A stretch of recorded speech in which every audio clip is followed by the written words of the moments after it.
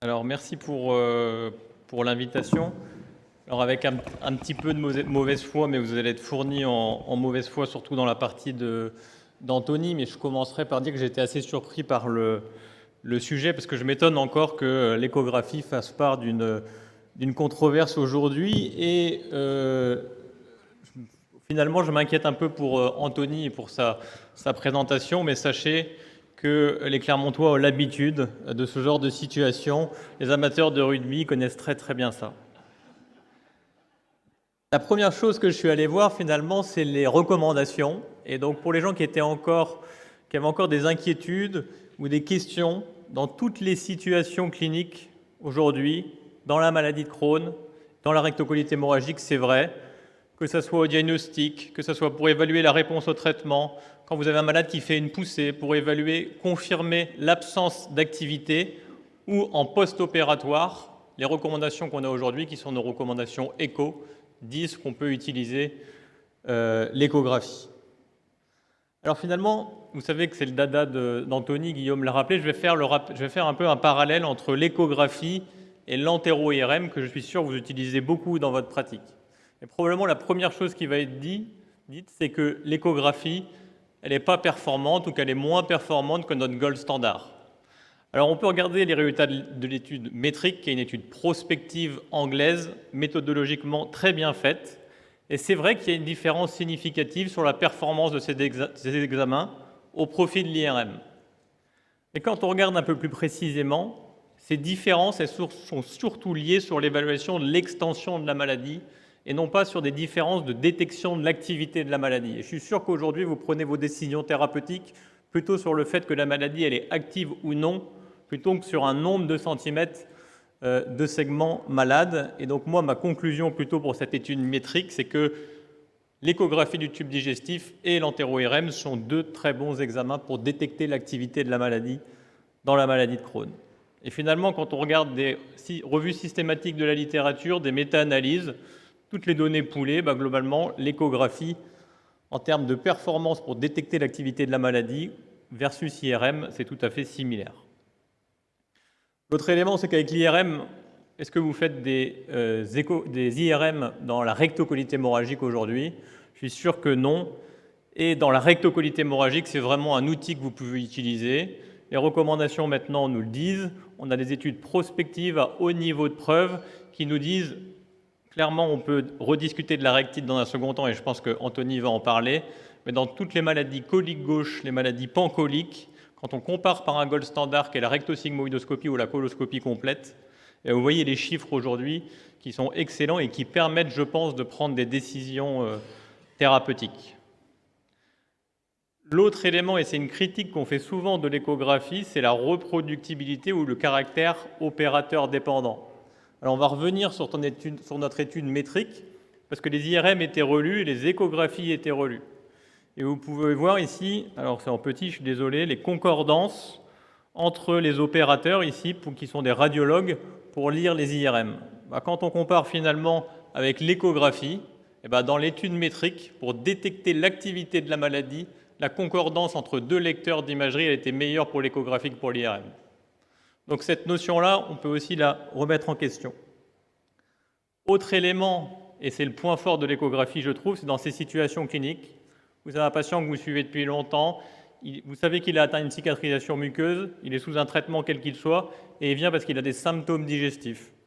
4 selles par jour, état général conservé, qu'est-ce que vous faites? Est-ce que vous pouvez prendre une décision clinique sur ces symptômes? Vous savez que vous ne pouvez pas le faire. Il y a 50% de ces patients qui auront une coloscopie qui est normale, par exemple. Qu'est-ce qu'il va faire Anthony? Alors je me suis un peu risqué à quelque chose, je ne sais pas si ça va marcher. Oui, Anthony va faire une entéro-IRM. Madame, je suis suivi par le professeur. Alors je me suis fait passer pour un des patients d'Anthony pour prendre un rendez-vous d'entéro-IRM dans son centre, parce qu'Anthony, dans cette situation-là, qu'est-ce qu'il va faire? Il va faire une entéro-IRM. Oui, bonjour madame, je suis suivi par le professeur Buisson en gastro.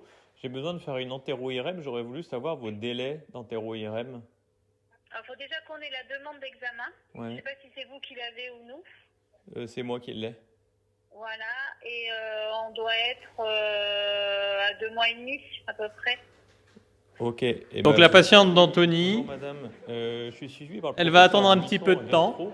J'ai besoin de faire une Et déjà, entéro-IRM, Anthony, j'aurais voulu savoir ces vos patients, délais rien que le temps d'entéro-IRM. d'attente au standard, il aurait eu le temps de faire 3 Déjà échographies. qu'on ait la demande d'examen. Ouais. Je sais pas Donc si les vous Clermontois, avez ils peuvent pleurer. À l'inverse, vous avez des gens, des gastro-entérologues que vous connaissez, et c'est des gastro-entérologues qui travaillent en CHU, c'est des gastro-entérologues qui travaillent en CH, et c'est des gastro-entérologues qui travaillent dans les cabinets libéraux. Et ces gastro-entérologues, ils auront vu cette patiente, ils auront posé la sonde d'échographie, ils auront des signes objectifs d'inflammation, ils auront été capables d'optimiser le traitement en direct à la consultation. Et ça, c'est vraiment le point fort de l'échographie, et c'est pour ça qu'aujourd'hui, les jeunes gastro-entérologues doivent se former. Et c'est vrai que dans ces situations-là aussi, vous pouvez demander une calpro, mais vous savez tous que la calpro, vous allez la demander, et dans 30 à 60% des cas, elle ne va jamais revenir.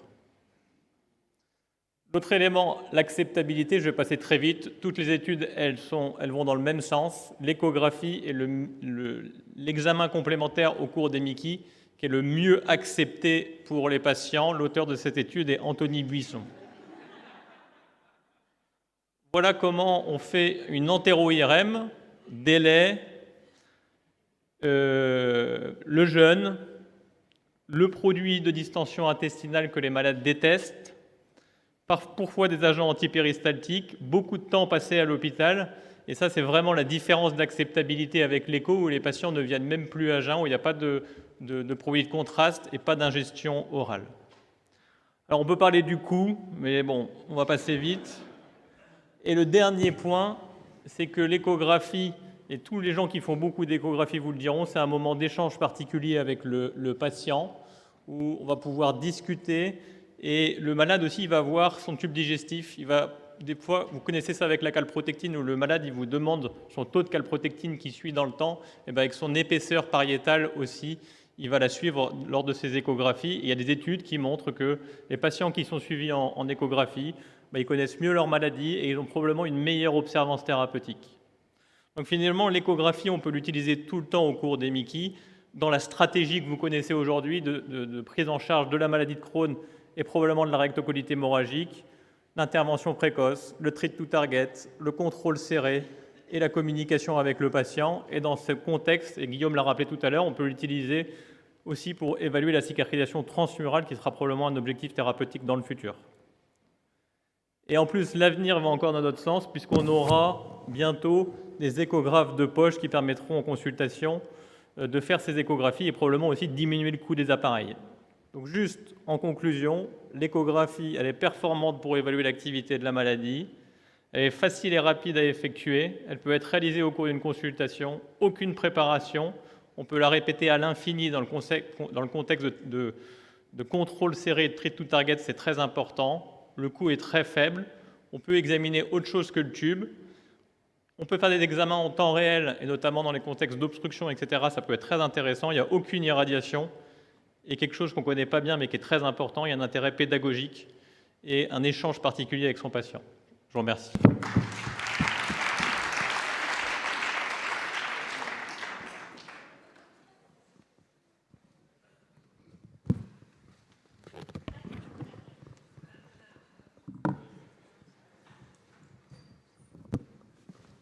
Vous venez de découvrir ce que c'est de la mauvaise foi.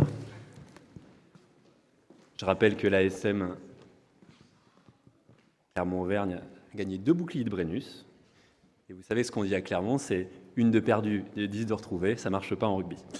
Pour vous dire que donc du coup, mon rôle n'est pas le plus simple, effectivement, sur cette controverse. Être contre l'échographie en 2023, c'est assez délicat. Mais on va voir qu'il y a quand même des arguments contre l'échographie dans les MICI. Mes liens d'intérêt. Donc ça, vous savez, je vais passer assez vite, mais l'objectif, et on va y revenir après, c'est pour ça que je m'intéresse à cette diapositive. L'objectif final sur le long terme qu'on souhaite pour nos malades, c'est de retrouver une vie normale, une vie sans restriction, ni restriction de participation, ni limitation d'activité. Et pour ça, il y a des objectifs intermédiaires, et c'est ce que nous dit le dernier consensus STRIDE, c'est qu'il faut, avec des objectifs progressifs, d'abord qu'il y ait moins de symptômes, puis plus de symptômes, puis plus d'inflammation dans le sang, puis dans les selles, puis la cicatrisation endoscopique. Mais tout ça n'est qu'un objectif intermédiaire pour maintenir une vie normale sur le long terme. Et vous voyez que Tout ce qui est cicatrisation transmurale, moi j'y crois beaucoup, ça reste encore quelque chose qui n'est pas complètement validé, à tort de mon point de vue, mais on en est encore là à l'heure actuelle. Donc bien sûr, l'endoscopie, c'est mal accepté, moins bien accepté en tout cas, c'est pour ça qu'on souhaite avoir des outils non invasifs, et dans ce cadre-là, on parle de l'échographie. Donc l'échographie, effectivement, Mathurin vous l'a dit, c'est super, une très belle étude effectivement qui montre que c'est mieux accepté, et c'est probablement l'outil non invasif le mieux accepté actuellement dans les Mickey. C'est vrai que ça permet une évaluation transmurale, donc de l'ensemble de l'épaisseur de la paroi, ça peut détecter les complications. Donc vraiment un bon candidat, jusqu'ici je suis d'accord avec Mathurin. Vous connaissez ces principaux signes, mais c'est bien de les rappeler, hein, c'est essentiellement l'épaississement pariétal, le signal Doppler, plus ou moins la perte des ostrations et la stratification des couches. On a aussi, on peut voir la sclérose de la graisse péri-intestinale, c'est la sclérolipomatose. Donc voilà Mathurin ce qu'il vous a dit. Voilà, je savais qu'elle allait vous dire ça, j'avais pas vu ces diapositives. Ça coûte pas cher, le gastro-entérologue peut le faire, la disponibilité, voilà. Mais quand on a une information, il faut savoir d'où elle vient. Professeur Fumery, je vous rappelle, vit à Amiens. Et il me dit, Anthony, Amiens, c'est une ville magnifique. Et ce matin, en venant dans le train, je trouve cette une du Courrier Picard. Et effectivement, on a tous envie d'aller à Amiens ce soir pour passer la soirée. Donc, en adepte des fake news, qui est le professeur Fumery, on va reprendre un à un les éléments qu'il nous a montrés. Donc la première chose, c'est effectivement, il nous a montré ces travaux-là. Malgré tout, c'est que l'échographie, c'est un examen opérateur dépendant. Comme vous voyez ici, en fait, on a une très bonne corrélation, quand il s'agit de mesurer l'épaississement de l'épaisseur de la paroi intestinale. Mais pour les autres critères, vous voyez ici ce qu'on appelle le coefficient kappa. Et quand on est honnête et pas un marchand de tapis comme Mathurin, on ne présente pas la concordance, mais on présente le coefficient kappa. Et on voit ici que dans les données de la littérature, pour qu'on ait une bonne corrélation, on considère qu'il faut être supérieur à 0,7. Et vous voyez que vous n'avez aucun des critères, hormis l'épaisseur pariétale, qui est un critère qui a une forte reproductibilité. Et je prends ici donc les recommandations européennes sur l'utilisation de l'imagerie, et on voit qu'effectivement, le meilleur critère, c'est l'épaississement pariétal, mais que, attention, un épaississement pariétal à lui seul ne caractérise pas l'inflammation et qui doit forcément s'accompagner d'un autre critère. Donc c'est pour ça que on a un critère certes qui est très bon mais qui n'est pas suffisant et les autres critères sont moins bons et moins reproductibles. Donc quand même un outil opérateur dépendant. Et ce qu'a oublié de vous dire quand même Mathurin, c'est quand même qu'on a des patients suivis pour des Mickey qui sont obèses et dans une étude récente qui s'intéressait au switch de l'infliximab IV vers la sous-cutanée, mais peu importe, on avait quand même 16% de patients avec un IMC supérieur à 30, et je ne suis pas sûr que ce sont des très très bons candidats à l'échographie. Alors ensuite, j'ai repris exactement la même étude que Mathurin, et effectivement, on voit que pour détecter, pour évaluer l'extension ou la présence d'une activité de la maladie, on a à peu près, que ce soit en sensibilité ou en spécificité, 10 à 20% de mieux concernant l'IRM. Alors je me suis un peu limité, je n'ai pas trop parlé d'IRM dans cette présentation, mais quand même, malgré tout, pour évaluer l'extension d'une maladie Crohn ou pour la localiser, l'IRM fait un petit peu mieux que l'échographie. Alors, et qu'en est-il du grêle proximal? Et donc on a ce papier qui est très récent, qui a été publié en 2022, et je vous lis les résultats. Les performances diagnostiques de l'IRM pour détecter les lésions de l'intestin grêle sont supérieures à l'échographie. Voilà. Tu l'as peut-être pas lu ce papier, du coup. Et puis, même étude que tu nous as montrée, qui montrait qu'effectivement, dans la rectocolite hémorragique, c'est super. On sait qu'un épaississement pariétal dans la rectocolite hémorragique, c'est bien corrélé à une activité endoscopique maillot 2 ou 3. Alors, dans ces papiers-là, je n'ai pas trouvé les détails pour maillot 1 ou maillot 0, donc je ne sais pas si on est capable vraiment de définir un maillot 0, qui est maintenant l'objectif dans la rectocolite hémorragique avec l'échographie. Et puis, on a ce travail plus récent publié dans Gastro-entérologie qui montre qu'effectivement, l'activité endoscopique en RCH est corrélée à l'épaississement pariétal. Pour autant, dans toutes ces études, les mesures elles sont essentiellement faites au niveau du sigmoïde. Sauf quand même, on a quand même beaucoup de patients atteints de rectocolite hémorragique qui ont une atteinte purement rectale, et on sait que l'échographie, ce n'est pas le meilleur des examens pour l'activité rectale. On avait une communication japonaise à l'UEGW qui nous disait « Ah non, mais c'est pas grave, on n'a qu'à faire une échographie périnéale ». Alors une échographie périnéale, en fait, c'est mettre la sonde non pas au niveau du ventre, mais au niveau de l'anus. Donc effectivement, au niveau de l'acceptabilité, je pense que c'est quand même beaucoup moins performant. Donc c'est vrai que ces études, elles sont belles, mais on aurait besoin d'études complémentaires pour nous dire, et chez les patients qui ont des rectites, est-ce que vraiment on peut faire une échographie transabdominale? Mais je ne les ai pas trouvées dans la littérature à l'heure actuelle. Ensuite, tu nous as montré cette étude qui est souvent citée, qui est en fait une étude qui a évalué le fait d'avoir une réponse transmurale ou plus ou moins profonde en échographie pour prédire des événements à 1 an. Et on voit, et tout le monde nous parle de ça. En fait, quand vous cicatrisez à 12 semaines, vous avez plus de chances de cicatriser à 1 an. Mais ce qu'on oublie de dire, c'est qu'en fait, quand on cicatrise à 12 semaines, vous voyez ici, ce n'est pas associé à plus de patients en rémission. Et en fait, je vous l'ai dit, l'objectif, c'est très bien de cicatriser les lésions, et tout ça fait écho à ce que disait Harry tout à l'heure, mais en fait, en tout cas, ce qu'on souhaite pour nos patients, c'est retrouver une vie normale. Donc une vie normale, ça passe déjà par pas de symptômes. Et finalement, on voit que sur ces données-là, on n'a pas cette association-là, donc probablement qu'il manque encore des données sur le côté prédictif de l'échographie. Je savais qu'il voulait montrer celle-là, parce que celle-là, il l'aime bien, là, son échographe de poche. Et effectivement, et alors du coup, c'est très marrant, parce que j'ai repris exactement la même diapositive, mais alors si je lis, l'IRM est plus performante que l'échographie pour le diagnostic d'extension, la détection des sténoses et des abcès. Ok. Non, mais...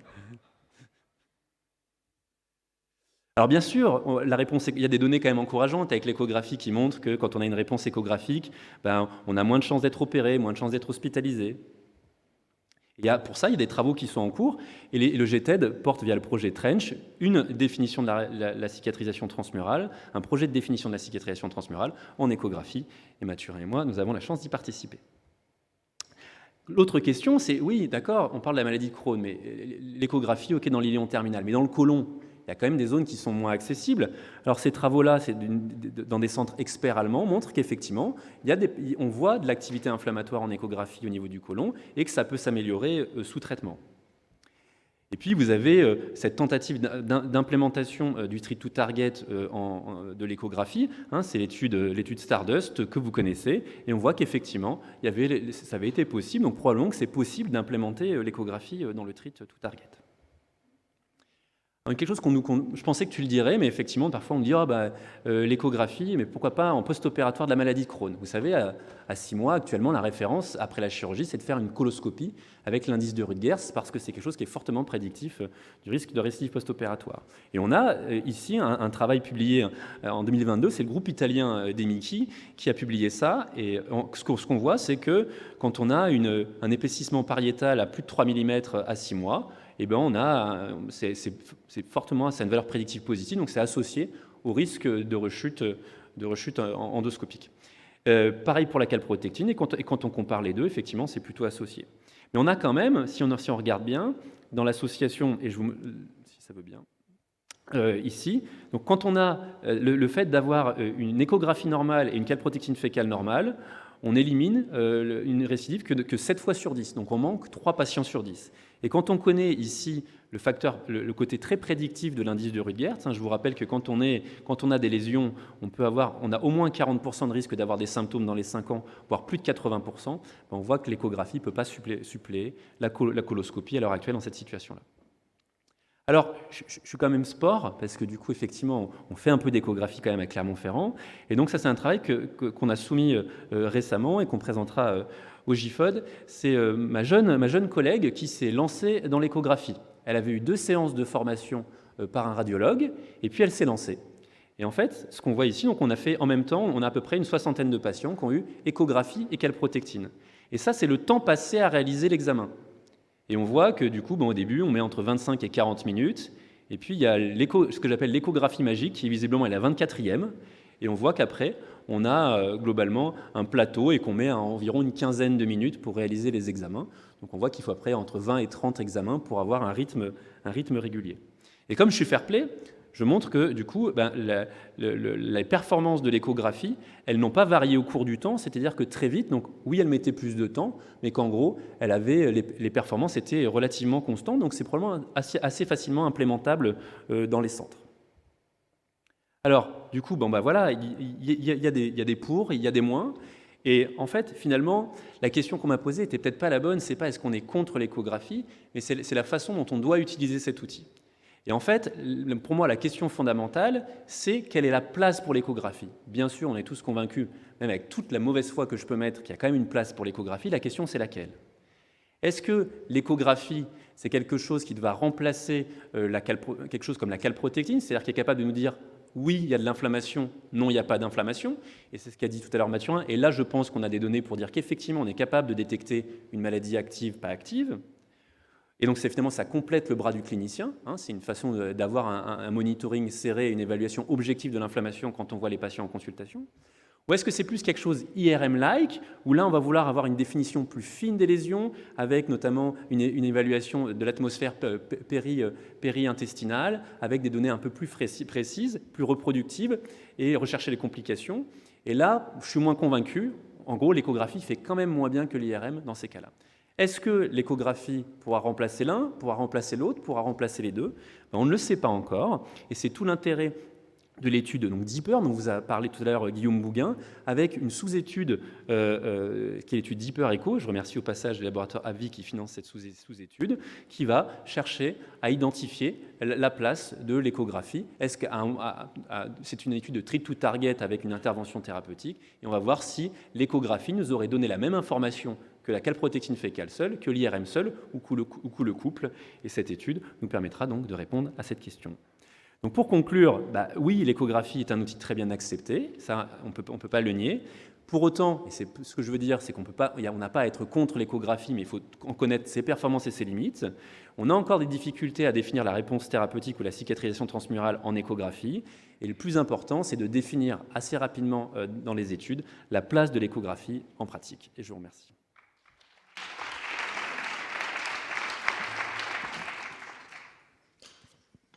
Je casse tout. On a peut-être le temps pour une ou deux questions, parce que c'est un sujet vraiment, vraiment important. Est-ce qu'il y a des questions sur... Peut-être moi, j'ai juste une question. C'est vrai que c'est super intéressant, l'échographie. Néanmoins, ce que tu as montré, c'est que même après un petit peu d'entraînement, il faut une quinzaine de minutes pour faire l'examen. Alors, est-ce que toi, dans ta pratique, tu as quand même beaucoup plus de recul que juste une vingtaine d'examens, est-ce que c'est toujours 15 minutes? Parce que si c'est le cas, malheureusement, on a quand même un temps limité avec beaucoup de patients à voir. Comment est-ce que ça peut s'intégrer dans la pratique de la consultation? Nous, on fonctionne un peu différemment à Amiens. Les gens, ils viennent faire leur écho et après, ils descendent en consultation. Donc, notre pratique, elle n'est pas en temps réel, mais il y en a certains qui le font. J'ai vu que Franck était là tout à l'heure. Et il y a des patients chez qui on peut le faire, c'est certain. Une maladie de Crohn iléale qu'on connaît, etc., ça peut être quelques minutes même. Et il y a d'autres situations, et c'est probablement, ou c'est beaucoup plus long, un malade chez qui on veut être certain d'éliminer une fistule, un abcès, etc., profond dans le pelvis, ça peut prendre beaucoup, beaucoup de temps. Mais comme disait Anthony, et moi je défends l'écho dans cette situation-là, qui est l'écho calpro, une RCH, colique gauche, une maladie iléale, ça va très très vite. 100% d'accord. Je pense qu'effectivement, pour moi, l'échographie, si on la fait en consultation, effectivement, on n'a pas un temps extraordinaire. Je pense que voilà, regardez, ça nous permet d'avoir d'autant plus. Alors, il y avait dans un contexte où la calprotectine n'était pas remboursée, du coup, c'est vrai qu'on a ce côté, j'ai besoin d'avoir un outil objectif d'inflammation, donc je mets un coup de sonde et je regarde. En gros, si je vois rien et on a quand même une bonne valeur prédictive négative, on est à peu près tranquille. Et je pense que ça peut être fait en consultation. L'échographie plus complexe, on va regarder effectivement le trajet de fistule, etc. Enfin, ça, moi, à titre personnel, je pense que c'est difficilement implémentable en consultation, sauf à avoir effectivement un parcours de soins qui fait que l'échographie a été faite avant ou après, enfin en tout cas par quelqu'un d'autre que la personne qui consulte.